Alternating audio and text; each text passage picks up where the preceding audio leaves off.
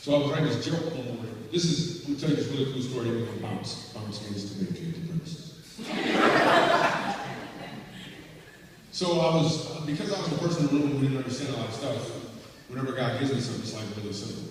So I was up writing a joke one day, and this is a story about what it's like to have a relationship with Jesus. This is what it is.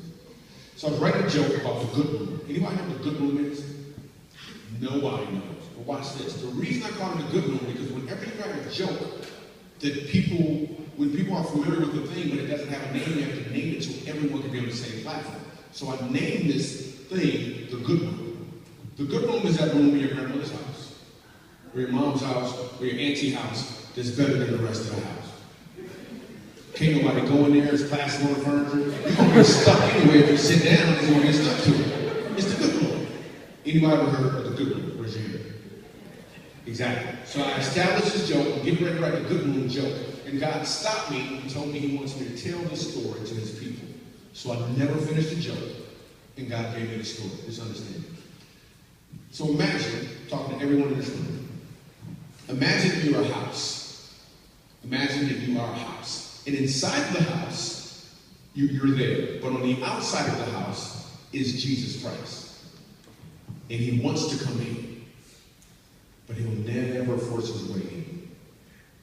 He wants you to invite him in. And the reason some people won't invite Jesus into the house is because your house is a mess. You feel like you got to clean it up first. How's that working?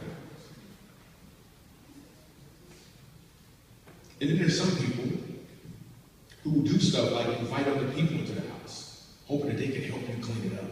Or you invite drugs or pornography into the house, hoping that they can distract you from the mess. Maybe someone else can help you clean it, but they can't. The only person who can clean the house is standing outside, holding a bucket, wearing an apron, waiting on you to open the door. And then there's other people who used to have Jesus in the whole house, but for some reason or another, you've tried to evict them. You've moved them to one room in the house, the good room. Have you ever noticed how the good room, most of the time, is the one right up front with the big window? So when people walk by, they look into that window and they're like, wow, that house is clean. No, it's not.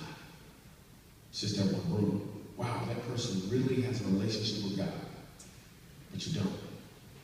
It just looks like it.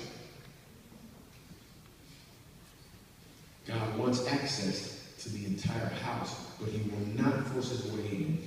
You have to open the door. He just won't, because that's not a relationship that he forces his way in.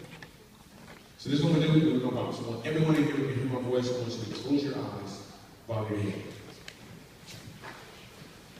So check it. I used to be like, yo, why do they make us do this in church and stuff? Why do they always make us close our eyes and bow? This is weird. It's because we want you to have a private moment where nobody's looking around.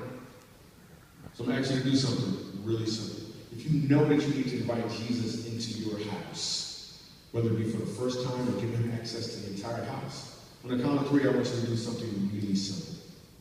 I just want you to put your hand in the air. Hands are already going up. On the count of 3, put your hands in the air. 1, 2, 3. Nice and high, nice and high. Praise God. Praise God. Nice and high. Do not be ashamed. Put your hand up nice and high. Because God sees your hand. Praise God. Go ahead, put your hands down. So now we're going to do a prayer. I want everybody to repeat this prayer. We're just going to pray. We're going to bounce means we get friends of you hanging out, signing stuff, and we're going to have a cool time. So just repeat after me. You can put your hand, you can bring your hand up. Or if you want to keep it down. Dear God, thank you for sending your Son, Jesus Christ, to this earth to die for me. I believe it and I receive it. Come into my house, Lord. Come into my heart and have your way. In Jesus' name. Amen. So check it. If anybody got any question at all about anything that's just happened, there's some really cool people here.